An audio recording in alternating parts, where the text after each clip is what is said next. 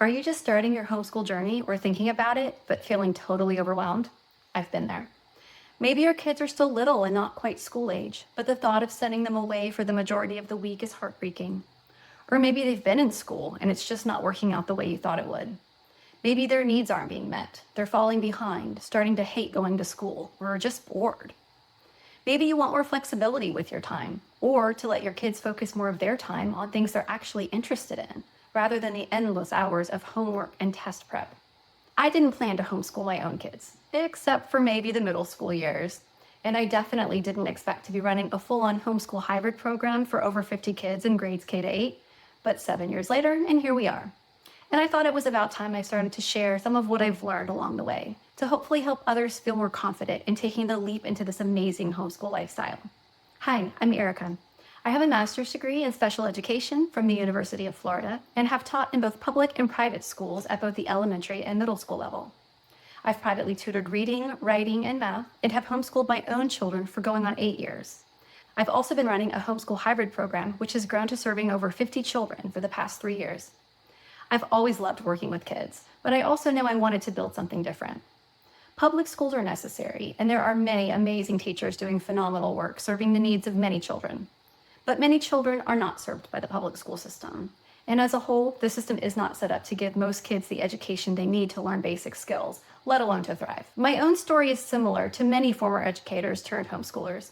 I went into education hoping to shape young minds, fill them with valuable knowledge, help them discover a love of learning, and master valuable skills they'd need to live successful and meaningful lives.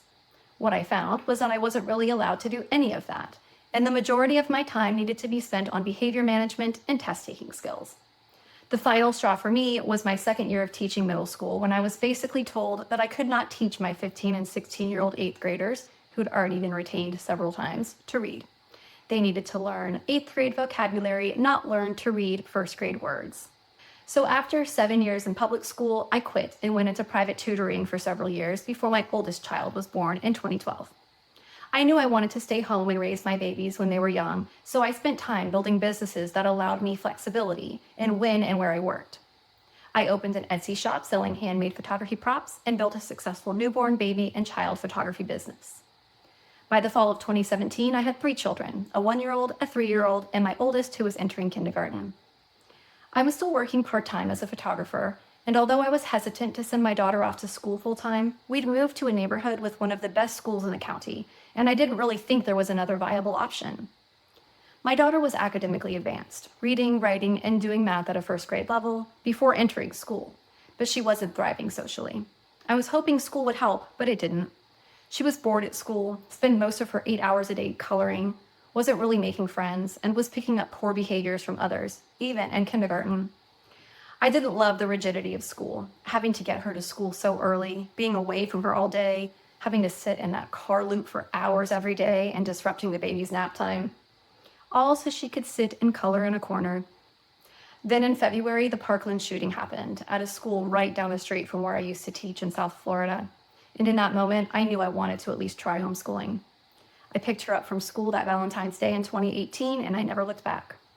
We started our homeschool journey with casual days at home, just the basics plus playdates, field trips, and perk days with other families we knew that were already homeschooling. Looking back, I definitely overdid it with the academics those first few years, but that's a topic for another day.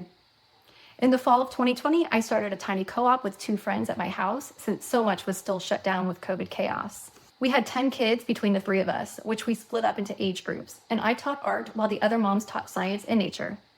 That initial group grew into a bigger co-op I started arranging at a park twice a month. I continued to teach art while 2 other moms taught science and social studies, still broken down into 3 groups rotating to the classes. That year, we grew to over 30 kids, and I was planning to continue it for a second year, but the work involved was so much, and it was too much to justify what we were getting out of it. I also wanted a lot more structure for my own kids as they were getting older. So in 2022, I took the leap and opened a small homeschool enrichment center. We started out with 3 groups lining up with my own 3 kids' age groups and had 5 to 6 kids per group. This year, we're about to start our 4th year at our little hybrid Creative Connections Learning, and we're not so little anymore.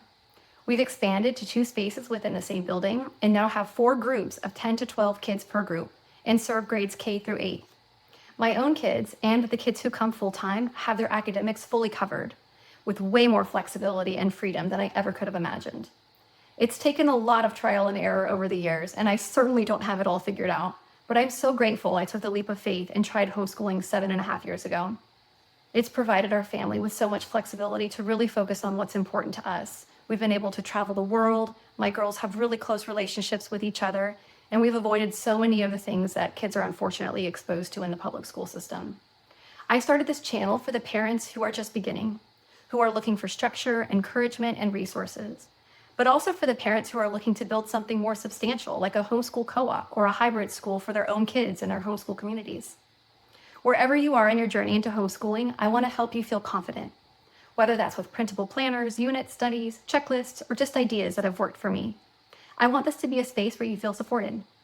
In upcoming videos, I'll be sharing how I structure our multi-age homeschool day, both at home and at our Homeschool Hybrid Center, how I teach reading, writing, math, science, history, geography, art, music, foreign language, and computer coding to my own kids and dozens of others, and how I plan our school year without completely losing my mind.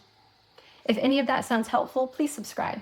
And if you're just getting started, I've created a free starter checklist to walk you through the first steps I recommend to every new homeschool family. You can grab it in the description below. If you have any questions you'd like me to answer or any topics you'd like to see me cover in upcoming videos, please leave those in the comments below. Thanks for making it to the end of my first video. I'm so glad you're here, and I'm excited to share more with you in the weeks and months to come. Bye.